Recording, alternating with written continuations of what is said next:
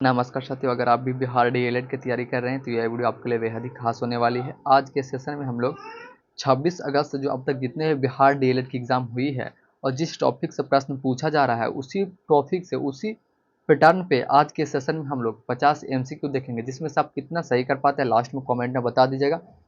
और जिसका जिसका आप यहाँ पे आंसर पता होगा तो कॉमेंट में बताते चलिएगा।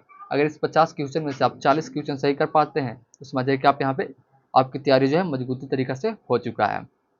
और हाँ, अगर आप ये फुल वीडियो अपने यहाँ पे वॉच कर लेते हैं तो आपके यहाँ पे 7 से 8 प्रश्न जो है यूँ ही आपके यहाँ पे एग्जाम में मिल जाएगी। तो यहाँ पे फुल वीडियो आप लोग वॉच कीजिएगा। तो देखिए, पहला प्रश्न जो है ये है कि पानी को ब्लीचिंग पाउडर में मिलाने पर कौन सी गैस निकलती है। क्या पानी को जब ब्लीचिंग पाउडर में मिलाते हैं तो कौन सी गैस निकलती है? तो कौन सी गैस निकलती है दोस्त? तो मैं आपको बता दूँ, इसका करेक्ट आंसर जो है वो आपके यहाँ पे ए हो जाएगा। क्लोरीन गैस निकलती है। कौन सी निकलती है? क्लोरीन गैस निकलती है। तो आप यहाँ पे पहला ऑप्शन में जो है वो क्लोरीन गैस देख पा रहे होंगे दोस्त। इसका करेक्ट आंसर आपके यहाँ पे ए होने वाली है। फिर यहाँ पे अगला प्रश्न है, क्वेश्चन नंबर 2 क्या पूछ रहे हैं यहाँ पे? सार्वभौमिक गुरुत्वाकर्षण, क्या सार्वभौमिक गुरुत्वाकर्षण जी के सिद्धांत की खोज किसने की थी? सार्वभौमिक गुरुत्वाकर्षण जी सिद्धांत जो है उसका खोज किसने किया था? तो उसका खोज जो करने वाले हैं वो आपके यहाँ पे आइजैक न्यूटन है। कौन है दोस्त? आइजैक न्यूटन है। जो आप यहाँ पे चौथा ऑप्शन में आइजैक न्यूटन देख पा रहे होंगे। इसका करेक्ट आंसर आपके यहाँ पे डी होने वाली है। फिर यहाँ पे अगला प्रश्न को देखिए, जिसको यहाँ पे आंसर पता होगा दोस्त कमेंट में बताते चलेंगे। और जिसने अब तक मेरे चैनल को सब्सक्राइब नहीं किया होगा तो प्लीज़ चैनल को सब्सक्राइब करके चैनल से जुड़े रहेगा। मेरे यूट्यूब चैनल पे जो है बिहार डीएलएड से रिलेटेड बिल्कुल टॉप लेवल का क्वेश्चन आपके लिए अपलोडेड होती रहती है, तो प्लीज़ चैनल को सब्सक्राइब कर लीजिएगा। यहाँ पे देखिए क्वेश्चन क्या पूछ रहा है कि लोहे में गैल्वेनाइजेशन की प्रक्रिया में किसका प्रयोग किया जाता है। क्या लोहे में जो गैल्वेनाइजेशन की प्रक्रिया होती है उसमें किसका प्रयोग किया जाता है? तो किसका प्रयोग किया जाता है दोस्त? इसका करेक्ट आंसर आपके यहाँ पे 3 के डी हो जाएगा। जस्ता का, किसका? जस्ता का प्रयोग किया जाता है। जो आप यहाँ पे चौथा ऑप्शन जस्ता जो है वो देख पा रहे होंगे दोस्त। इसका करेक्ट आंसर आपके यहाँ पे डी हो जाएगा।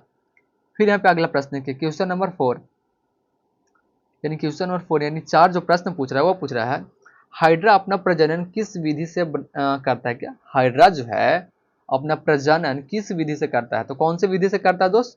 जिसको यहाँ पे आंसर पता हो कमेंट में बताते चलेंगे। तो हाइड्रा जो है वो आपके यहाँ पे मुकुलन से करते हैं। किससे? मुकुलन से प्रजनन करती है। क्या करती है? मुकुलन से प्रजनन करती है। जो आप यहाँ पे दूसरा ऑप्शन है मुकुलन को देख पा रहे होंगे। इसका करेक्ट आंसर आपके यहाँ पे बी होने वाली है। फिर यहाँ पे अगला प्रश्न को देखिए। अगला प्रश्न क्वेश्चन नंबर 5 यानी 5वीं प्रश्न जो पूछ रहे हैं यहाँ पे, पुरुष में प्रजनन अंग कौन सा है? क्या पुरुष में जो प्रजनन अंग है वो कौन सा है? जिसको यहाँ पे आंसर पता होगा दोस्त कमेंट में बताते चलेंगे। तो कौन सा अंग है दोस्त? तो इसका करेक्ट आंसर आपका यहाँ पे सी हो जाएगी।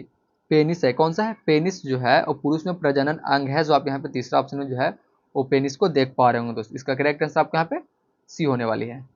फिर यहाँ पे अगला प्रश्न देखिए, क्वेश्चन नंबर 6 वाहनों के हेडलाइट में किसका प्रयोग किया जाता है? क्या वाहनों का जो हेडलाइट में प्रयोग होता है वो किसका प्रयोग किया जाता है? तो वाहनों को जो हेडलाइट में प्रयोग किया जाता है दोस्त यहाँ पे आपको यहाँ पे अवतल दर्पण होता है। कौन सी होता है? तो अवतल दर्पण होता है। जो आप यहाँ पे तीसरा ऑप्शन में जो है अवतल दर्पण देख पा रहे हो दोस्त। इसका करेक्ट आंसर आपके यहाँ पे सी हो जाएगा। आपको मैं बता रहा हूँ कि बिल्कुल टॉप लेवल के क्वेश्चन आज के सेशन में हम लोग देख रहे हैं, तो फुल वीडियो आप लोग यहाँ पे वॉच कीजिएगा। आपको मैं बता रहा हूँ अगर फुल वीडियो आप यहाँ पे वॉच करते हैं तो आपके यहाँ पे 7 से 8 प्रश्न जो आपके यहाँ पे है 7 से 8 प्रश्न जो है आपके यहाँ पे यूं ही डीएलएड के एग्जाम में आपको मिल जाएगा कन्फर्म। आपको मैं बता रहा हूँ GK GS Hindi plus GK GS science और हिंदी व्याकरण का क्वेश्चन आज के सेशन में हम लोग देख रहे हैं। फिर यहाँ पे देखिए अमीबा अपना प्रजनन किस विधि से करता है? कि अमीबा जो है अपना प्रजनन किस विधि से करता है? तो कौन सी विधि से करता है दोस्तों? इसका करेक्ट आंसर आपको यहाँ पे 7 के सी हो जाएगा।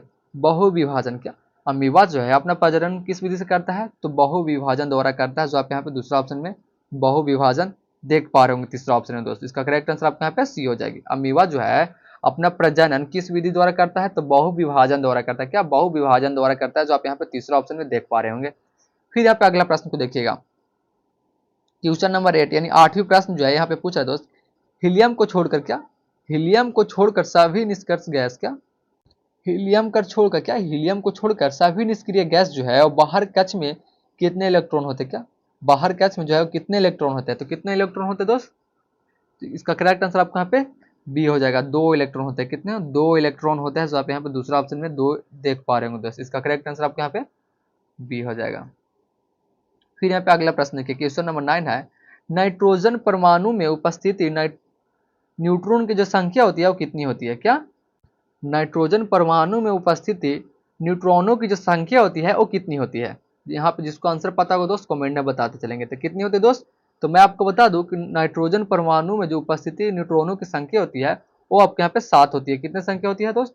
तो 7 होती है। जो आप यहाँ पे दूसरा ऑप्शन में जो है वो 7 को यहाँ पे आप देख पा रहे होंगे। इसका करेक्ट आंसर आपके यहाँ पे बी हो जाएगी। फिर यहाँ पे अगला प्रश्न देखिए, क्वेश्चन नंबर 10 क्या पूछ रहे हैं यहाँ पे दोस्त? विद्युत प्रवाह को मापने के लिए किसका प्रयोग किया जाता है?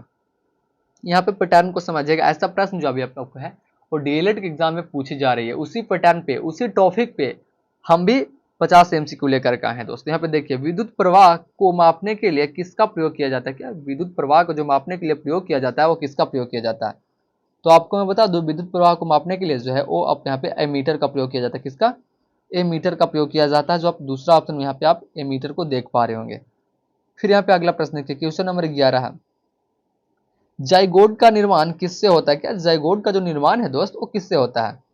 तो मैं आपको बता दूं, जाइगोट का जो निर्माण है वो आपके यहाँ पे अंडाणु व शुक्राणु से होता है। किससे होता है दोस्त? अंडाणु व शुक्राणु से जो है जाइगोट का निर्माण होती है। जो आप यहाँ पे तीसरा ऑप्शन अंडाणु व शुक्राणु को देख पा रहे होंगे।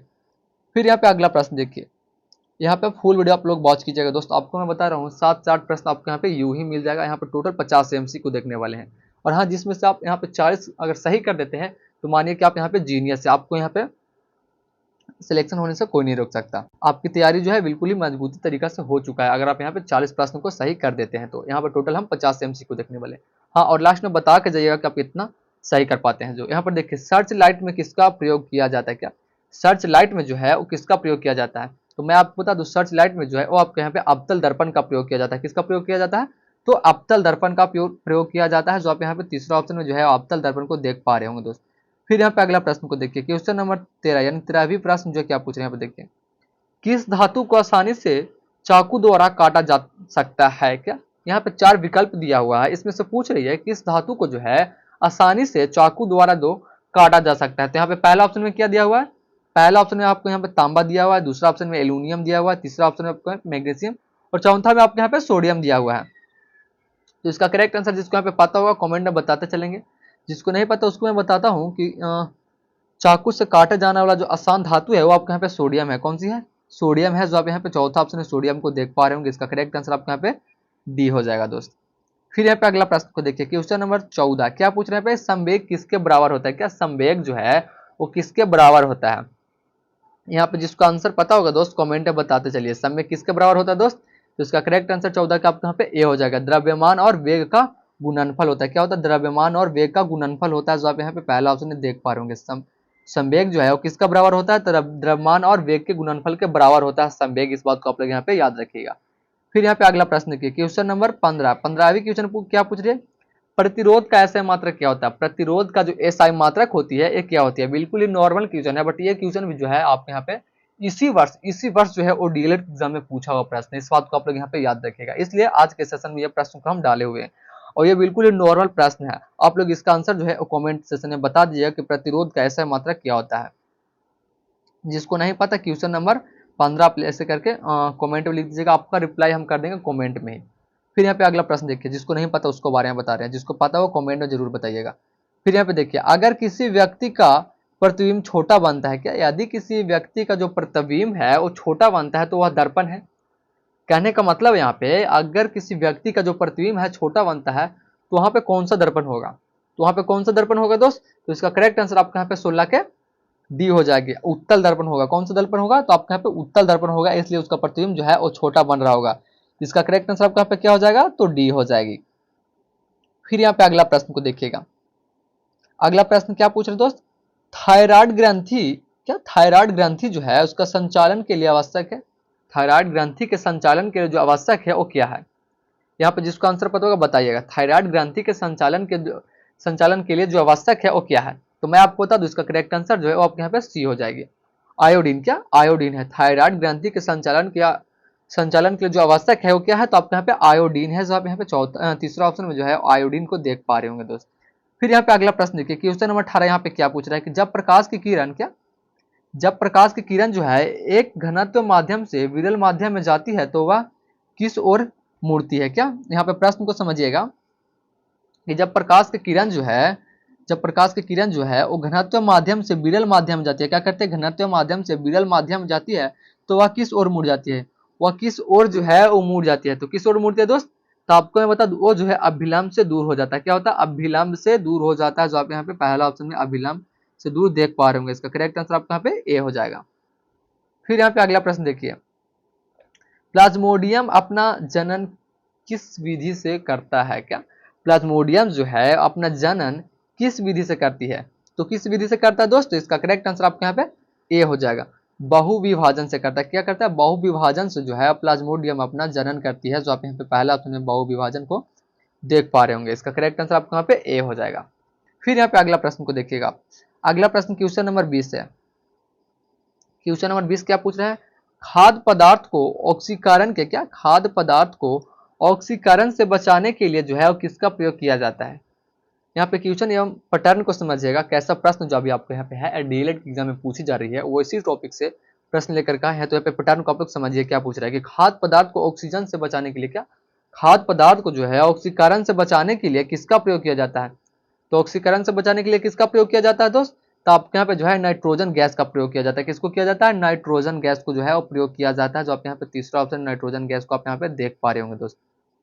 फिर यहाँ पे अगला प्रश्न देखिए, क्वेश्चन नंबर 21, हीलियम को छोड़कर सभी नोबेल गैस के, हीलियम को छोड़कर सभी नोबेल गैस जो है, नोबेल गैस जो है कि बाहरी सेल में कितने इलेक्ट्रॉन होते हैं। क्या हीलियम को छोड़कर सभी नोबेल गैसों के बाहरी सेल में जो है वो कितने इलेक्ट्रॉन होते हैं। तो कितने इलेक्ट्रॉन होते हैं दोस्त, तो आपके यहाँ पे 8 इलेक्ट्रॉन होते हैं। कितने होते हैं, 8 इलेक्ट्रॉन होते हैं। तो आप यहाँ पे जो है दूसरा ऑप्शन में 8 को देख पा रहे होंगे। 8 इलेक्ट्रॉन जो है हीलियम को छोड़कर, क्या हीलियम को छोड़कर आप बाकी सभी नोबेल गैस जो है उसको में इलेक्ट्रॉनों की संख्या जो है आपके यहाँ पे 8 होती है। इस बात को आप लोग यहाँ पे याद रखिएगा। इसका करेक्ट आंसर आपके यहाँ पे बी हो जाएगा। फिर यहाँ पे अगला प्रश्न देखिए, क्वेश्चन नंबर 22, आप यहाँ पे फुल वीडियो वॉच कीजिएगा दोस्त। आपको मैं बता रहा हूँ, अगर फुल वीडियो वॉच कर लेते हैं तो आपके यहाँ पे 7 से 8 प्रश्न जो आपके यहाँ पे है यूं ही आपको यहाँ पे एग्जाम में मिल जाएगी कंफर्म। और इसमें सब 40 प्रश्न जो अगर आप सही कर दिए तो मानिए कि आप यहाँ पे जीनियस स्टूडेंट हैं। आपको जो यहाँ पे है एग्जाम सिलेक्शन से कोई नहीं रोक सकता। यहाँ पे देखिए क्या पूछ रहे हैं, क्वेश्चन नंबर 22 जो है यहाँ पे यह पूछ रहा है, यूक्लिपटस किस प्रकार की ग्रंथि है। क्या यूक्लिपटस जो है वो किस प्रकार की ग्रंथि है। तो किस प्रकार की ग्रंथि है दोस्तों, ये जो है ये एक मिश्रित है। क्या है, मिश्रित प्रकार की ग्रंथि है। जो आप यहाँ पे तीसरा ऑप्शन में मिश्रित को देख पा रहे होंगे। फिर यहाँ पे अगला प्रश्न देखिए, क्वेश्चन नंबर 23, वस्तुओं को स्थिर या समान गति में बनाए रखने के लिए जो है, वस्तुओं को स्थिर या समान गति में बनाए रखने के लिए प्रस्तुत बल कहलाता है। प्रस्तुत बल जो कहलाता है वो क्या कहलाता है। तो इसका करेक्ट आंसर आपको यहाँ पे 23 के सी हो जाएगा। जड़त्व कहलाता है। क्या कहलाता है, जड़त्व कहलाता है। जो आप यहाँ पे तीसरा ऑप्शन जो है वो जड़त्व को आप यहाँ पे देख पा रहे होंगे। फिर यहाँ पे अगला प्रश्न को देखिए, दांतों में क्षय कब शुरू होता है। क्या दांतों में जो क्षय हो वो कब शुरू होता है। तो मैं आपको बता दूं, दांतों में जो क्षय है वो आपके यहाँ पे जब मुंह का पीएच मान 5.5 से कम हो जाता है तो दांतों में क्षय शुरू हो जाता है। क्या होता है, दांतों में क्षय होना शुरू हो जाता है। कितना, जब मुंह में पीएच मान जो होती है 5.5 से कम होने लगता है। तो इसलिए इसका करेक्ट आंसर आपके यहाँ पे बी हो जाएगा। फिर यहाँ पे अगला प्रश्न देखिए, जब एल्कोहल का क्वथनांक 78 डिग्री सेल्सियस है। क्या, जब एल्कोहल का जो क्वथनांक है 78 डिग्री सेल्सियस है तब केल्विन मापने पर, क्या तब केल्विन मापने पर तापमान कितना होगा। तो केल्विन मापने पर जो तापमान होगी वो कितनी होगी। तो इसका करेक्ट आंसर आपके यहाँ पे 25 के बी हो जाएगा। 351 के हो जाएगा। कितना हो जाएगा, 351 के हो जाएगा। जो आप यहाँ पे दूसरा ऑप्शन है 351 के देख पा रहे होंगे। इसका करेक्ट आंसर आपके यहाँ पे बी हो जाएगा। फिर यहाँ पे अगला प्रश्न को देखिए, क्वेश्चन नंबर 26, ओजोन के एक अणु में कितने परमाणु होते हैं। क्या ओजोन का जो एक अणु में परमाणु की संख्या है वो कितनी होती है।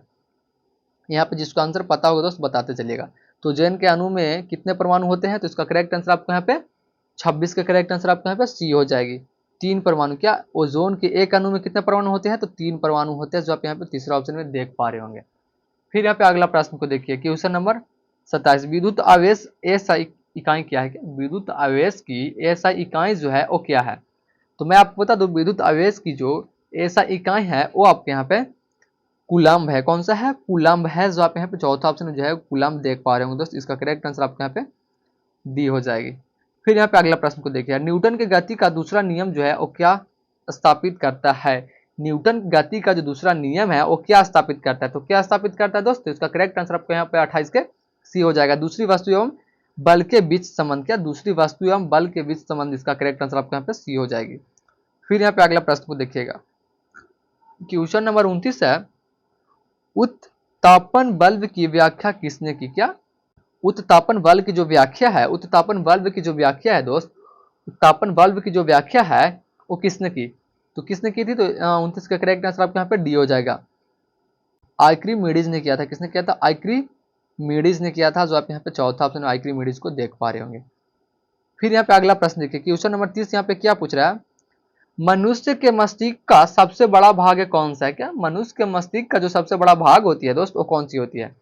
तो मैं आपको बता दूं, मनुष्य के मस्तिष्क का जो सबसे बड़ा भाग है वो आपके यहाँ पे सेरिब्रल होती है। क्या होती है? सेरिब्रल होती है, जो आप यहाँ पे पहला ऑप्शन है सेरिब्रल देख पा रहे होंगे। इसका करेक्ट आंसर आपका यहाँ पे ए हो जाएगा दोस्त।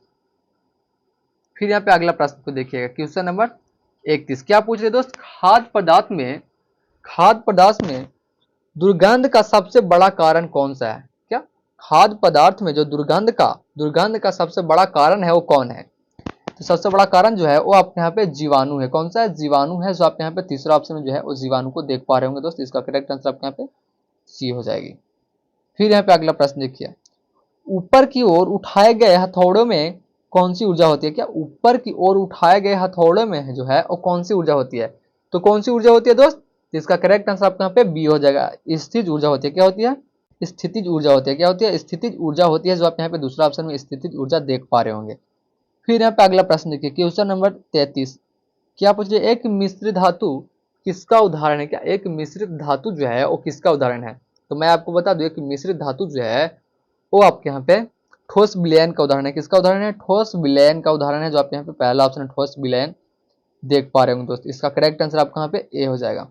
फिर यहाँ पे अगला प्रश्न को देखिएगा, पृथ्वी के तापक्रम की वृद्धि के लिए, क्या पृथ्वी के तापक्रम की वृद्धि के लिए सबसे बड़ा कारक कौन सा है? पृथ्वी के तापक्रम को जो वृद्धि के लिए सबसे बड़ा कारक है वो कौन सा है? तो इसका करेक्ट आंसर आपके यहाँ पे 34 के ए हो जाएगा, CO2। क्या CO2 हो जाएगा, जो आप यहाँ पे पहला ऑप्शन है देख पा रहे होंगे। इसका करेक्ट आंसर आपके यहाँ पे ए हो जाएगी। फिर यहाँ पे अगला प्रश्न देखिए, क्वेश्चन नंबर 35 है, सिलिकॉन क्या है? क्या सिलिकॉन जो है वो क्या है? तो मैं आपको बता दूं, सिलिकॉन जो है वो आपके यहाँ पे अर्धचालक हो जाएगा। क्या हो जाएगा? अर्धचालक हो जाएगा। सिलिकॉन क्या है? तो सिलिकॉन एक प्रकार का अर्धचालक है, जो आप यहाँ पे दूसरा ऑप्शन में अर्धचालक को देख पा रहे होंगे। फिर यहाँ पे अगला प्रश्न देखिए, क्वेश्चन नंबर 36 पूछ रहे हैं यहाँ पे कि जब हम आवर्त सारणी के समूहों में नीचे आ जाते हैं, क्या जब हम आवर्त सारणी के समूहों में नीचे जाते हैं तो सेलों की संख्या में क्या परिवर्तित होता है? जब हम आवर्त सारणी के समूहों में नीचे की ओर जाते हैं, किसकी ओर? नीचे की ओर जाते हैं, तो सेलों में संख्या का जो परिवर्तन होती है वो क्या होती है? तो इसका करेक्ट आंसर आपके यहाँ पे 36 क्या हो जाएगा दोस्त? तो संख्या बढ़ती जाती है। क्या होती है? संख्या जो है, जितने हम लोग नीचे की ओर जाते हैं आवर्त सारणी के समूहों में, तो संख्या जो है वो बढ़ती जाती है। इसलिए इसका करेक्ट आंसर जो आपके यहाँ पे है वो ए हो जाएगा। क्या होती है? बढ़ती जाती है, इसलिए इसका करेक्ट आंसर आपके यहाँ पे ए हो जाएगी। फिर यहाँ पे अगला प्रश्न देखिए, क्वेश्चन नंबर 37 यहाँ पे क्या पूछ रहा है, बिहार का कौन सा जिला लीची नगर के नाम से प्रसिद्ध है? क्या बिहार का ऐसा कौन सा जिला जो है वो लीची नगर के नाम से प्रसिद्ध है? तो कौन सा जिला है? तो आपको मैं बता दूं, ये जिला जो है आपके यहाँ पे मुजफ्फरपुर है। कौन सा जिला है? मुजफ्फरपुर है। जिसने अब तक मेरे चैनल को सब्सक्राइब नहीं किया होगा तो प्लीज चैनल को सब्सक्राइब करके चैनल से जुड़े रहिएगा। मेरे यूट्यूब चैनल पर जो है बिहार डेली से रिलेटेड बिल्कुल टॉप लेवल का क्वेश्चन अपलोडेड होती रहती है। तो देखिए यहाँ पे अगला प्रश्न को आप लोग देखिए, और जिसका इसको यहाँ पे आंसर पता होगा तो कमेंट में बताते चलिएगा। इससे क्या होगा कि आपके यहाँ पे याद करने की जो क्षमता है वो अधिक हो जाएगी। जैसे कि मैं आपको बताया था यहाँ पे कि 7 से 8 प्रश्न जो आपके यहाँ पे है यूं ही मिल जाएगा इस फुल वीडियो को यहाँ पे आप वॉच करते हैं तो। फिर यहाँ पे देखिए, महात्मा बुद्ध ने अपना प्रथम उपदेश कहाँ दिया था? महात्मा बुद्ध जो है अपना प्रथम उपदेश कहाँ दिया था? तो कहाँ दिया था दोस्तों? 38 का सही आंसर आपके यहाँ पे बी हो जाएगा, सारनाथ में दिया था। कहाँ दिया था? सारनाथ में दिया था। अगर यहीं पे एक प्रश्न आपको हम पूछ दे कि महात्मा गांधी मतलब महात्मा बुद्ध जो है वो ज्ञान की प्राप्ति कहाँ लिए थे? ज्ञान की प्राप्ति जो है महात्मा बुद्ध को कहाँ हुआ था? तो इसका आप आंसर जो आप लोग हैं कमेंट सेक्शन में बता दिए कि ज्ञान की प्राप्ति महात्मा बुद्ध को कहाँ मिला था। फिर यहाँ पे देखिए, बिहार का कौन सा शहर शेरशाह सूरी का मकबरा के लिए प्रसिद्ध है? हमारे बिहार में एक शहर है, क्या हमारे बिहार में एक शहर है जो शेरशाह सूरी का मकबरा के लिए प्रसिद्ध है? किसके लिए प्रसिद्ध है? शेरशाह सूरी के मकबरा के लिए प्रसिद्ध है, जो आप यहाँ पे तीसरा ऑप्शन में सासाराम देख पा रहे होंगे। कौन सा शहर है? तो आपको यहाँ पे सासाराम है। सासाराम है। कौन सा? सासाराम है, जो आप यहाँ पे तीसरा ऑप्शन है सासाराम देख पा रहे होंगे दोस्त। फिर यहाँ पे अगला प्रश्न देखिए, बिहार का राजकीय वृक्ष कौन सा है? हमारे बिहार का जो राजकीय वृक्ष है वो कौन सा है? बहुत से अधिकांश लोग जो है ये क्वेश्चन में फंस जाते हैं, लेकिन ये क्वेश्चन जो है वो नॉर्मल क्वेश्चन है कि बिहार का राजकीय वृक्ष कौन है। पहले यहाँ पे जो फुल डिटेल आपको जो है, अगर किसी भी आप एग्जाम की तैयारी कर रहे हैं तो बिहार से रिलेटेड फुल डिटेल आप ले लीजिए। अगर बिहार के कोई भी कंपटीशन एग्जाम की तैयारी कर रहे हैं तो पहले बिहार का फुल डिटेल आप यहाँ पे ले लीजिए। आपको मैं ये बता दे रहा हूँ। यहाँ पे देखिए क्वेश्चन नॉर्मल क्वेश्चन है, बट ये क्वेश्चन आपके यहाँ पे डीएलएड एग्जाम में अगर बीच में घुसा के पूछ जाती कभी, और अगर आपने नहीं पढ़ा होता तो इसका आंसर आप नहीं दे पाते। लेकिन क्वेश्चन जो है क्या नॉर्मल क्वेश्चन है। यहाँ पे क्या कि बिहार का राजकीय वृक्ष कौन सा है। यहाँ पे फल खेल ये सब तो सब जानते हैं, लेकिन वृक्ष ये सब के बारे में उतना कोई डिटेल नहीं जानता। तो प्लीज हमको कहना है कि आप यहाँ पे बिहार के बारे में जो है पूरी अच्छी तरीका से जान लीजिए। इससे क्या होगा कि अगर आप कोई भी बिहार के एग्जाम की तैयारी कर रहे होंगे तो वहाँ पे आपके यहाँ पे कोई दिक्कत नहीं होगी। फिर यहाँ पे देखिए प्रश्न क्या पूछा जाए कि बिहार का राजकीय वृक्ष कौन सा है। तो हमारे बिहार का जो राजकीय वृक्ष है वो आपके यहाँ पे पीपल है। कौन सा है? पीपल हो जाएगा। जो आप यहाँ पे दूसरा ऑप्शन है पीपल को देख पा रहे होंगे दोस्त। यहाँ पे जिसको ये प्रश्न जो है किसी को बताइए नहीं बताइए, लेकिन ये प्रश्न जो आपके यहाँ पे है जिसको आपके यहाँ पे पहले से आंसर पता होगा तो प्लीज कमेंट में बताइएगा। हम भी देखते हैं कितने लोगों को जो है ये आंसर आपके यहाँ पे पता था कि हमारे बिहार का जो राजकीय वृक्ष है वो कौन सा है। अगर प्लीज आपको पता ही होगा तो कमेंट में बता के जाइएगा कि हमको पहले से ही पता था। हम यहाँ पे देखते हैं अगला प्रश्न, क्वेश्चन नंबर 41 है, विद्यापति किस भाषा से संबंधित कवि थे? क्या विद्यापति जो है वो किस भाषा से संबंधित कवि थे? तो मैं आपको बता दूं विद्यापति जो है वो आपके यहाँ पे मैथिली भाषा से संबंधित थे। किसे थे? मैथिली भाषा के कवि थे विद्यापति। इस बात को आप लोग यहाँ पे याद रखिएगा। विद्यापति जो है मैथिली भाषा में लिखा करते थे, इसलिए इसका करेक्ट आंसर आपके यहाँ पे बी हो जाएगा, मैथिली। फिर यहाँ पे अगला प्रश्न देखिए, क्वेश्चन नंबर 42 है, पटना उच्च न्यायालय की स्थापना कब हुई थी? क्या पटना उच्च न्यायालय की जो स्थापना है दोस्त वो कब हुई थी? तो मैं आपको बता दूं पटना उच्च न्यायालय की जो स्थापना है वो आपके यहाँ पे 1916 में हुई थी। कब हुई थी? 1916 में हुई थी। तो आप यहाँ पे पहला ऑप्शन जो है 1916 आप यहाँ पे देख पा रहे होंगे। फिर यहाँ पे अगला प्रश्न को देखिए, क्वेश्चन नंबर 43, बिहार का कौन सा स्थान सोने की धरती के नाम से जाना जाता है?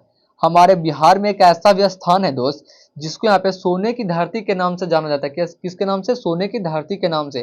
तो कौन सा स्थान है? जिसको यहाँ पे आंसर पता हो कमेंट में बता दीजिएगा। ऐसा तो मैं बताऊंगा ही, लेकिन किसको किसको जो है पहले से ही पता है कि हमारे बिहार में एक ऐसा स्थान है जिसको यहाँ पे सोने की धरती के नाम से जाना जाता है। क्या सोने की धरती के नाम से जाना जाता है? जिसको यहाँ पे पहले से पता होगा जरूर बताइएगा आप लोग। तो इसका करेक्ट आंसर आपका यहाँ पे ए हो जाएगा। औरंगाबाद को जो है यहाँ पे आपको औरंगाबाद को जो है बिहार की सोने की धरती के नाम से जाना जाता है, इसलिए इसका करेक्ट आंसर आपका यहाँ पे ए औरंगाबाद हो जाएगा दोस्त।